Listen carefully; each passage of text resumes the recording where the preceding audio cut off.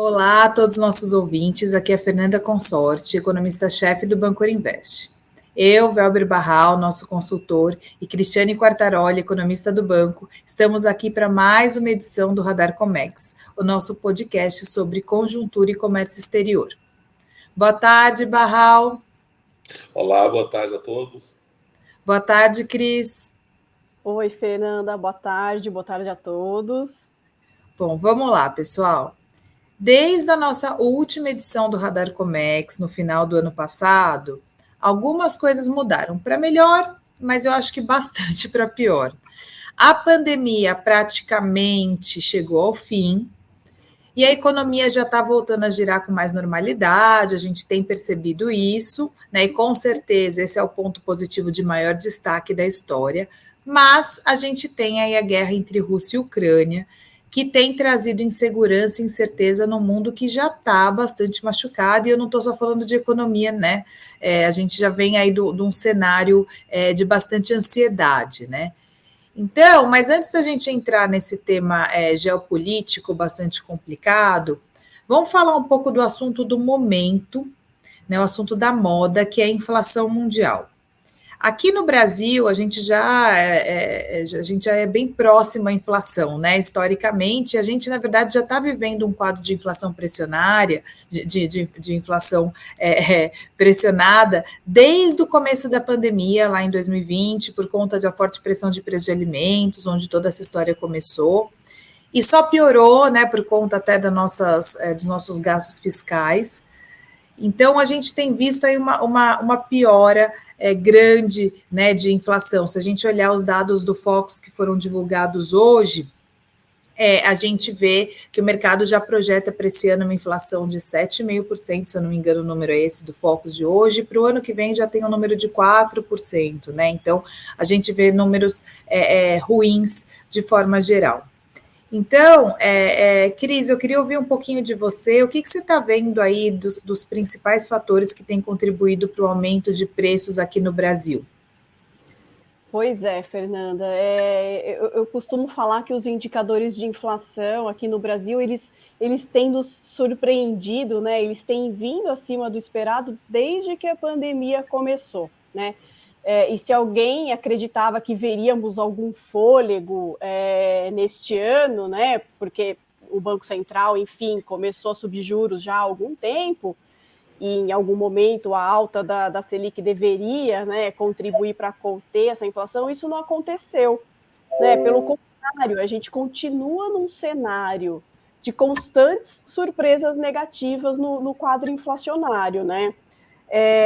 Então, assim, além das pressões vindas por conta dos preços de serviços, que foi reflexo aí dessa recuperação da economia, a alta nos preços das commodities, que a gente está vendo agora com mais ênfase por conta da guerra, ela acabou provocando uma forte elevação nos preços administrados também aqui no Brasil, né? Então, por exemplo, nos combustíveis, preço de energia, tudo isso subiu muito nos últimos meses, né? E isso representa uma grande parcela dos indicadores de inflação do Brasil. E parece que a gente não vai parar por aqui, né? Porque, afinal, a guerra entre a Rússia e a Ucrânia, ela começou, ninguém previa isso, e a gente começou a ter mais problema aí nos preços das commodities. Isso tem provocado um efeito inflacionário no mundo inteiro, não só no Brasil. Não é mesmo, Barral? Como que você está vendo essa guerra? Como que ela tem afetado as demais economias do mundo? Eu acho que essa é a primeira observação interessante, né? A guerra da Ucrânia, em primeiro lugar, é uma surpresa negativa num mundo que ainda não se recuperou da Covid. É bom nós lembrarmos que, afora algumas economias da Ásia, boa parte do mundo ainda não voltou ao PIB anterior à Covid. O mundo ainda estava em recuperação. Ao lado disso, nós temos um movimento de desglobalização, ou seja, a guerra vai acabar provocando preocupações geopolíticas, de mais investimento em defesa, de mais investimento em setores estratégicos que podem prejudicar o crescimento a médio e longo prazo. No curto prazo, tem um efeito negativo também, porque a Ucrânia é um grande produtor de grãos.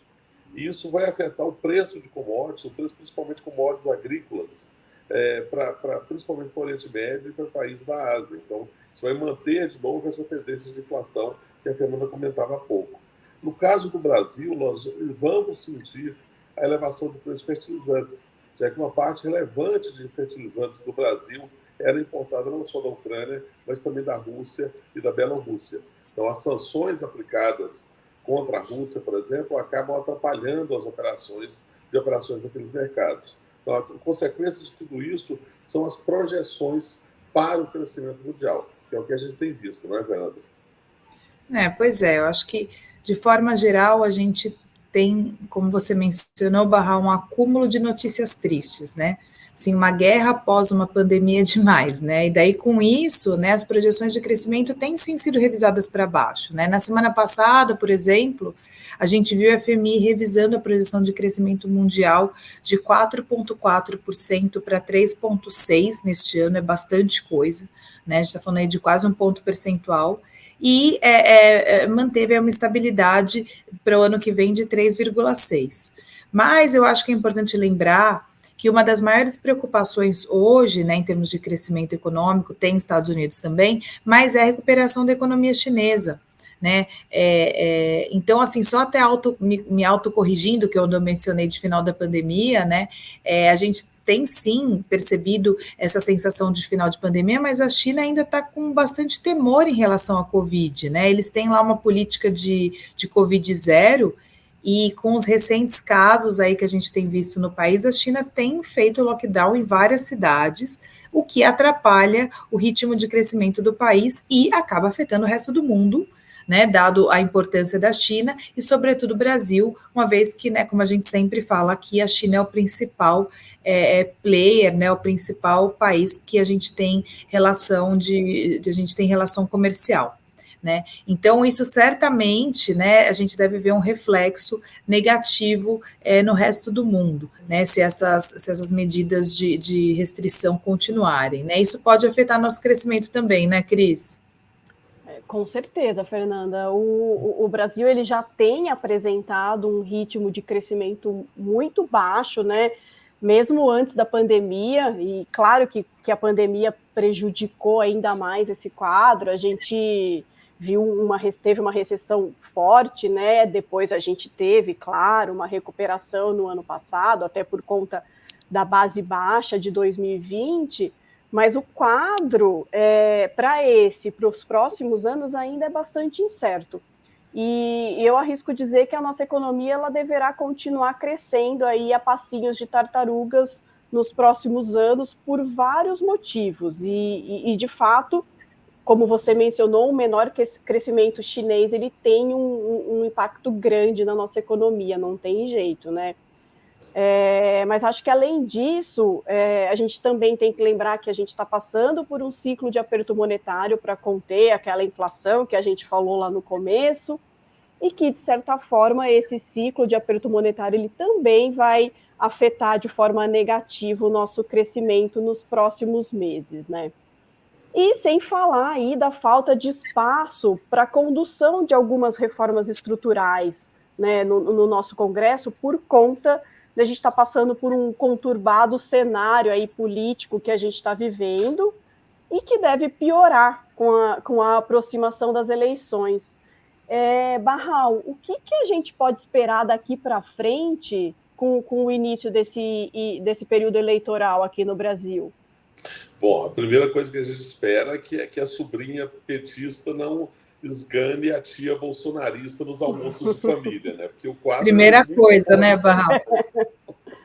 Mas a verdade é que, né, essa polarização não tem permitido que a terceira via mostre alguma viabilidade, né? Então, sem discutir a questão política, é bom a gente notar qual é a consequência disso para o cenário econômico. Então, a polarização ela cria um risco econômico para o mercado que é justamente de agravar o extremismo ou, pelo menos, as promessas populistas. As promessas populistas assustam o mercado, tanto no sentido de promessas de mais gastos, quanto de medidas futuras do eventual governo que podem reverter reformas ou reverter avanços que nós tivemos nos últimos anos. Então, isso, evidentemente, dificulta, inclusive, a atração de investimentos de mais médio e longo prazo. Há uma expectativa no próprio mercado financeiro de que os candidatos possam moderar o discurso, os respectivos discursos, e possam se comprometer com a agenda mais de centro num eventual segundo turno. Então, essa é a expectativa que possa acontecer na medida em que os dois candidatos amadureçam ao longo do discurso. Até lá, é bom lembrar que os temas econômicos eles vão ser centrais nesse debate eleitoral. É bom lembrar que a questão, sobretudo, de inflação, de desemprego, vão ser os dois grandes temas que vão ser explorados pelos dois lados, um fazendo promessa e o outro fazendo críticas, e que vão ser os dois grandes temas de embate nessa campanha eleitoral e que, claro, vão tentar convencer cada um dos eleitores, respectivamente, quanto à validade dos seus argumentos. Você concorda, Fernanda? Eu acho que sim, acho que daqui para frente a gente volta a um cenário em que conjuntura local acaba falando mais alto do que o cenário internacional. E como você mencionou, a gente está num cenário extremamente complicado, né? Eu acho que fica, inclusive, difícil de ficar fazendo projeção, porque a gente não sabe exatamente qual que vai ser o ganhador, né? Embora a gente tenha pesquisas que hoje estão apontando para um lado, mas a gente não sabe exatamente, acho que tem água ainda para rolar por baixo dessa ponte, né, Barral, para a gente já saber quem que vai ser o próximo presidente, embora eu acho que é isso, acho que é uma campanha polarizada, a terceira via ela está completamente estrangulada. Mas isso, a resposta disso, pelo menos durante este período eleitoral, vai ser, na minha percepção, de piora de preço de ativo. A gente já começou a ver isso na semana passada, com a taxa de câmbio, né, voltando aí perto dos R$5. Até pouco tempo atrás, né, a gente estava vendo aí uma sede por taxa de por ativo brasileiro, né, e trazendo um fluxo de capital muito grande, daí muito eu acho que era por conta até da guerra entre Rússia e Ucrânia, no sentido de que tem uma liquidez muito grande no mundo, os países do leste europeu acabam não sendo mais uma opção, e esse dinheiro acabou vindo para o Brasil, que é um emergente bastante líquido, né? Então, portanto, a gente acabou vendo essa queda da taxa de câmbio. Mas, a partir de agora, né, esses pontos que você levantou, Barral, acabam falando mais alto, né? Não tem jeito. Né? Então, eu acho difícil a gente ver essa taxa de câmbio, pelo menos neste período eleitoral, se manter muito abaixo de R$5, né? Assim, como a gente viu há poucos dias atrás, né? Então, o que eu acho que a gente pode falar é que sim, como sempre, como todos os anos eleitorais, né? Eleições é um grande fator de incerteza e acaba afetando o nosso risco país. Acho que teremos uma eleição pior no sentido de um debate mais duro do que a gente viu nas últimas eleições. Então, com candidatos mais intensos, vamos dizer assim, né? Então, eu acho que isso vai trazer um diálogo duro entre as duas frentes, e isso vai gerar muita volatilidade nos mercados, né?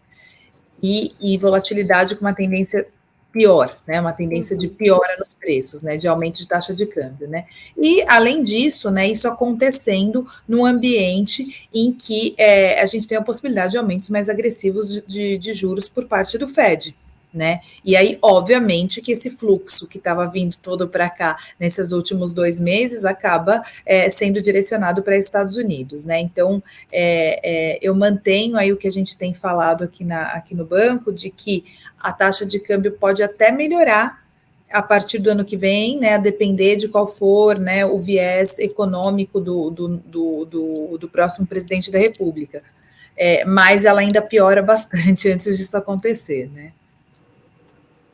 Enfim, então eu acho que se eu tiver que dar um recado final, assim, dado que a gente já está se encaminhando para o final da nossa conversa, né, um resumo, eu acho que é isso, assim, a gente vai ver uma uma piora, já que já começou nesses últimos dias a taxa de câmbio, para eventualmente melhorar, e com um debate muito forte eleitoral, ganhando cada vez mais notoriedade dentro da discussão do mercado, né?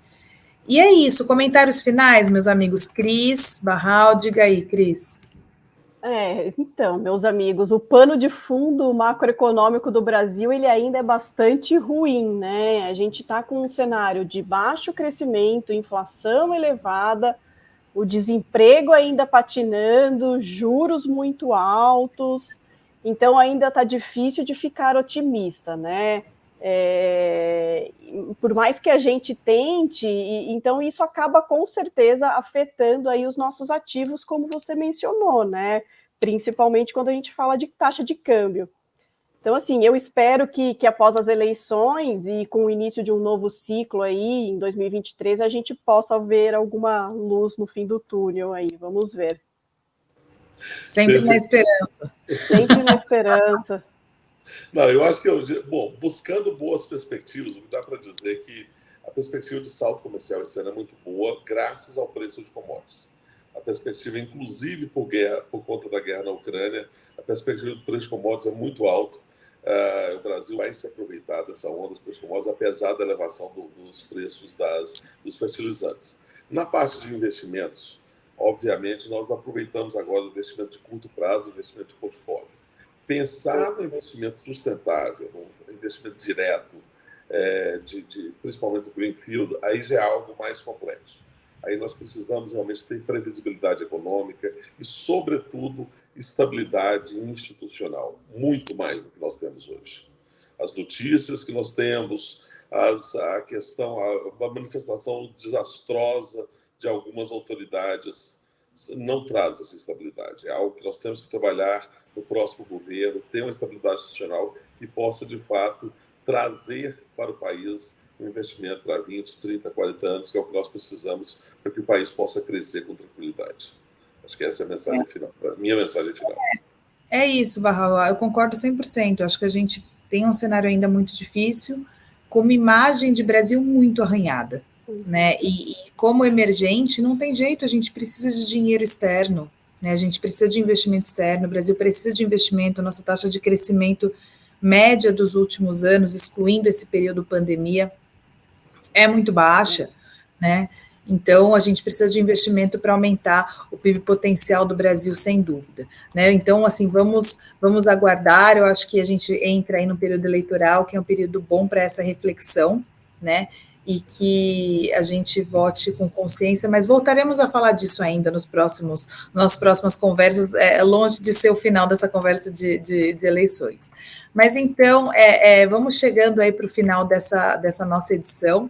Acho que a gente conseguiu dar uma passa geral aí do que está acontecendo no cenário, na nossa visão.